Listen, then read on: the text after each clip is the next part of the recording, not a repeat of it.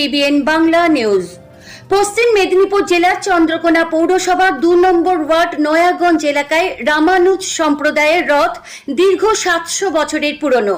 আর মাত্র কয়েক ঘন্টা পর অর্থাৎ আজ বিকেল ঠিক 4:30 নাগাদ জগন্নাথ, বলরাম ও সুভদ্রা চন্দ্রকোনার নয়াগঞ্জ বড় অস্থল থেকে ঠাকুরবাড়ি অর্থাৎ মাসির বাড়িতে রওনা দেবে। ঐতিহ্যবাহী এই রথযাত্রাকে কেন্দ্র করে শেষ মুহূর্তে প্রস্তুতি তুঙ্গে। বিস্তারিত দেখুন পিবিএন বাংলা নিউজে। আপনার এই যে ঐতিহ্যবাহী রথ, মূলত ইতিহাসটা কি রয়েছে এবং কত বছরের রথ? এটা হচ্ছে রামানুজ সম্প্রদায়ের রথ, শ্রী শ্রী গোপীনাথজির, আর বিগত 700 বছরের পুরনো রথ। কখন বেরোবে রথ? রথ বেরোবে 4:30-এ।